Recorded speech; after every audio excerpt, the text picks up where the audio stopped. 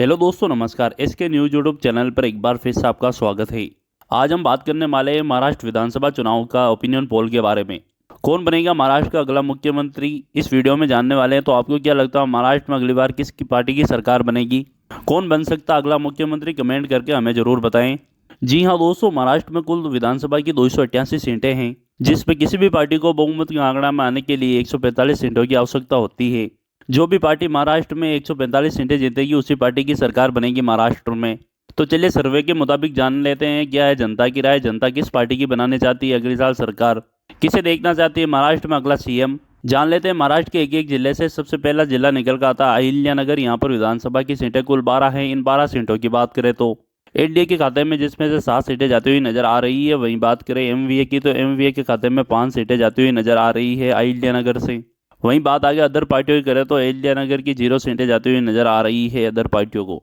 जी हाँ दोस्तों, इसी के साथ अगले जिले की बात करें तो महाराष्ट्र का अगला जिला निकल का था अकोला। यहाँ पर विधानसभा की सीटें कुल 5 हैं। इन 5 सीटों की बात करें तो एनडीए के खाते में 2 सीटें जाती हुई नजर आ रही है। वहीं बात करें एमवीए की तो एमवीए के खाते में 3 सीटें जाती हुई नजर आ रही है। वहीं बात आगे अन्य की करें तो अन्य के खाते में यहाँ से भी 0 सीटें जाती हुई नजर आ रही है अकोला से।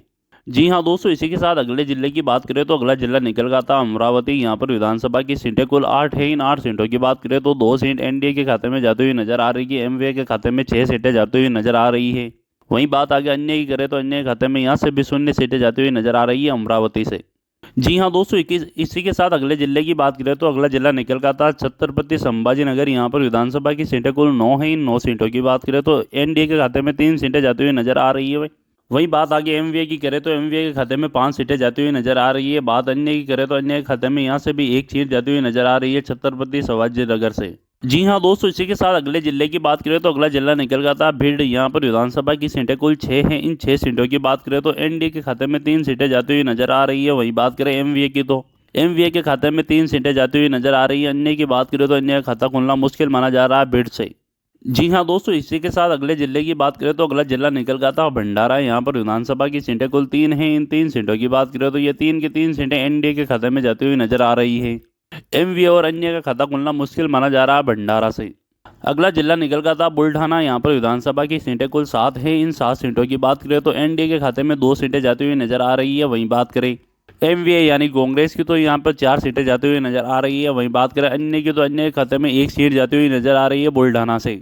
जी हाँ दोस्तों, इसी के साथ अगले जिले की बात करें तो अगला जिला निकल गया था चंद्रपुर। यहाँ पर विधानसभा की सीटें कुल 6 है। इन 6 सीटों की बात करें तो 3 सीट एनडीए यानी बीजेपी के खाते में जाती हुई नजर आ रही है। 3 सीट एमवीए यानी कांग्रेस के खाते में जाती हुई नजर आ रही है। अन्य की बात करें तो अन्य का खाता खुलना मुश्किल माना जा रहा है चंद्रपुर से।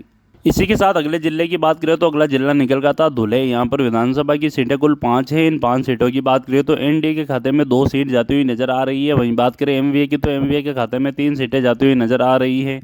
वहीं बात आगे अन्य ही करें तो अन्य खाते में यहाँ से भी 0 सीटें जाती हुई नजर आ रही है धुले से। जी हाँ दोस्तों, इसी के साथ अगले जिले की बात करें तो अगला जिला निकल गया था गढ़चिरौली। यहाँ पर विधानसभा की सीटें कुल 3 हैं। इन 3 सीटों की बात करें तो ये 3 की 3 सीटें एमवीए के खाते में जाती हुई नजर आ रही है। एनडीए और अन्य का खाता खुलना मुश्किल माना जा रहा है गढ़चिरौली से। जी हाँ दोस्तों, इसी के साथ अगले जिले की बात करें तो अगला जिला निकल का था गोदिया। यहाँ पर विधानसभा की सीटें कुल 4 है। इन 4 सीटों की बात करें तो एनडीए के खाते में 1 सीट जाती हुई नजर आ रही है। एमवीए के खाते में 3 सीटें जाती हुई नजर आ रही है। अन्य का खाता खुलना मुश्किल माना जा रहा है गोदिया से। जी हाँ दोस्तों, इसी के साथ अगला जिला निकल का था हिंगोली। यहाँ पर विधानसभा की सीटें कुल 3 हैं। इन 3 सीटों की बात करें तो 2 सीट एनडीए के खाते में जाती हुई नजर आ रही है। 1 सीट एमवीए के खाते में जाती हुई नजर आ रही है। अन्य की बात करें तो अन्य का खाता खुलना मुश्किल माना जा रहा है हिंगोली से। जी हाँ दोस्तों, इसी के साथ अगले जिले की बात करें तो अगला जिला निकल का था जलगांव। यहाँ पर विधानसभा की सीटें कुल 11 है। इन 11 सीटों की बात करें तो एनडीए के खाते में 5 सीटें जाती हुई नजर आ रही है। एमवीए के खाते में 6 सीटें जाती हुई नजर आ रही है। अन्य का खाता खुलना मुश्किल माना जा रहा है जलगांव से। तो अभी तक आप देख सकते हैं 82 सीटों का ओपिनियन पोल आपके सामने आ चुका है। एनडीए यानी भाजपा को 35 सीट मिलती हुई नजर आ रही है। कांग्रेस यानी एमवीए को 45 सीटें मिलती हुई नजर आ रही है। अदर पार्टियों की बात करें तो अदर पार्टियां 2 सीटें लेती हुई नजर आ रही है। एमवीए कांग्रेस लगातार बढ़त बनाती हुई चल रही है। तो चलिए आगे के जिले में जान लेते हैं क्या इस बार बनने जा रही है कांग्रेस की सरकार या सत्ता में रिपीट करेगी भाजपा सरकार। आगे के जिलों में जान लेते हैं। वीडियो में अंत तक बने रहिए। पूरी 288 सीटों का ओपिनियन पोल हम आपको इस वीडियो के माध्यम से दिखाएंगे। इसी के साथ अगले जिले की बात करें तो अगला जिला निकल का था जलना। यहाँ पर विधानसभा की सीटें कुल 5 है। इन 5 सीटों की बात करें तो एनडीए के खाते में 1 सीट जाती हुई नजर आ रही है, एमवीए के खाते में 3 सीटें जाती हुई नजर आ रही है, अन्य का खाते में 1 सीट जाती हुई नजर आ रही है जलना से। जी हाँ दोस्तों, अगला जिले की बात करें तो अगला जिला निकल का था कोल्हापुर। यहाँ पर विधानसभा की सीटें कुल 10 है। इन 10 सीटों की बात करें तो एनडीए के खाते में 4 सीटें जाती हुई नजर आ रही है, एमवीए के खाते में 5 सीटें जाती हुई नजर आ रही है, अन्य की बात करें तो अन्य के खाते में यहाँ से 1 सीट जाती हुई नजर आ रही है कोल्हापुर से। जी हाँ दोस्तों, अगले जिले की बात करें तो अगला जिला निकल का था लातूर। यहाँ पर विधानसभा की सीटें कुल 6 है। इन 6 सीटों की बात करें तो 4 सीटें एनडीए के खाते में जाती हुई नजर आ रही है, 2 सीटें एमवीए के खाते में जाती हुई नजर आ रही है, अन्य की बात करें तो अन्य का खाता खुलना मुश्किल माना जा रहा है लातूर से।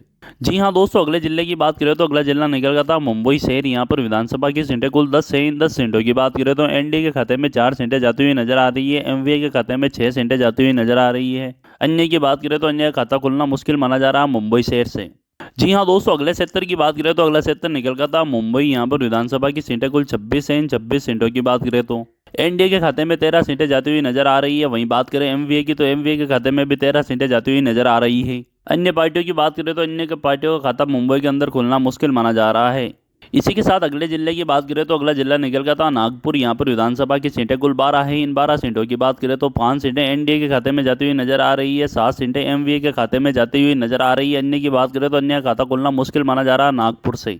इसी के साथ अगले जिले की बात करें तो अगला जिला निकल का था नांदेड़। यहाँ पर विधानसभा की सीटें कुल 9 है। इन 9 सीटों की बात करें तो एनडीए के खाते में 5 सीटें जाती हुई नजर आ रही है, एमवीए के खाते में 4 सीटें जाती हुई नजर आ रही है, अन्य की बात करें तो अन्य का खाता खुलना मुश्किल माना जा रहा है नांदेड़ से।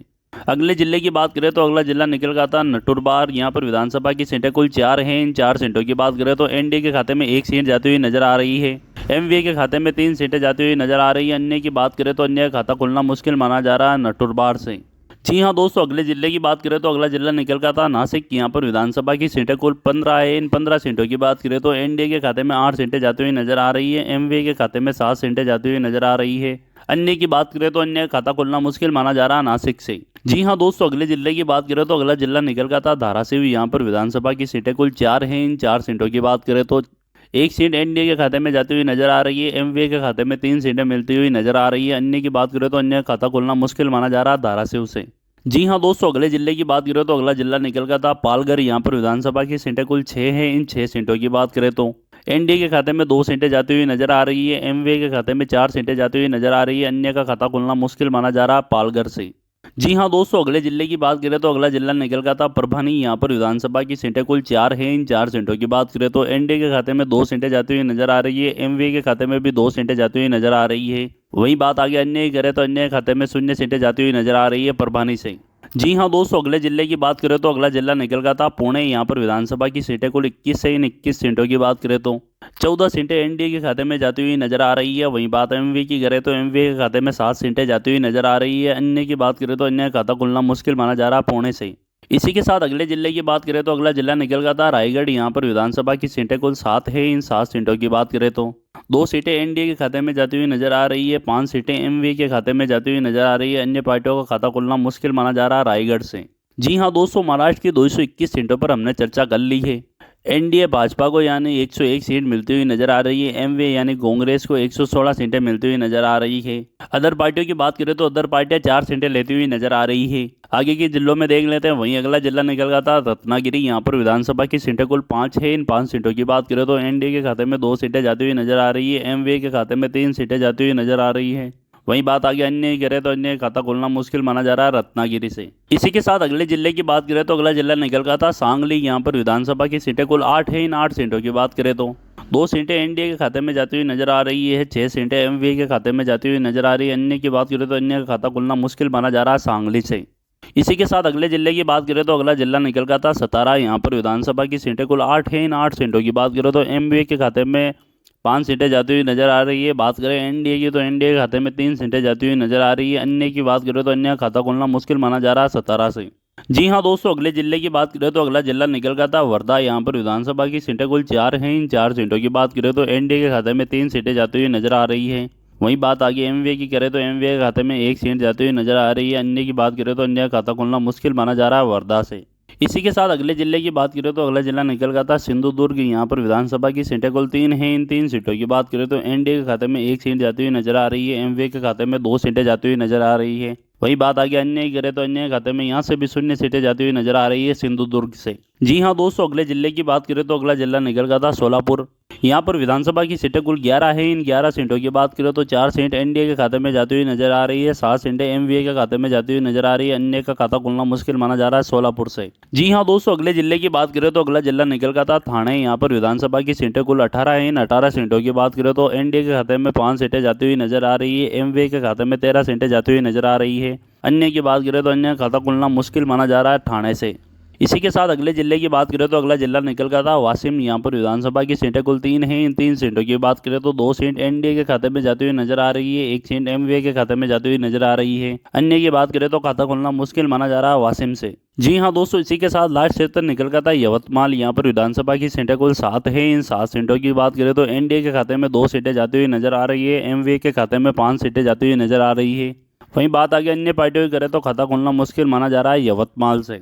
जी हाँ दोस्तों, महाराष्ट्र की पूरी 288 सीटों पर हमने चर्चा कर ली है, जिसमें से एनडीए के खाते में 125 सीटें जाती हुई नजर आ रही है। वहीं बात एमवीए की करें तो एमवीए के खाते में 159 सीटें जाती हुई नजर आ रही है। बात आगे अन्य पार्टियों की करें तो अन्य पार्टियों के खाते में 4 सीटें जाती हुई नजर आ रही है। जैसा कि महाराष्ट्र के अंदर 145 सीटों का बहुमत का आंकड़ा है, इस ओपिनियन पोल के मुताबिक कांग्रेस बहुमत के आंकड़े को पार कर चुकी है। इस सर्वे के मुताबिक महाराष्ट्र में कांग्रेस से सरकार बनती हुई दिख रही है। आपको क्या लगता है महाराष्ट्र में किस पार्टी की बनेगी सरकार? हमें कमेंट करके अवश्य बताएं। मिलते हैं नेक्स्ट वीडियो में, तब तक के लिए बने रहें हमारे साथ। जय हिंद, जय भारत।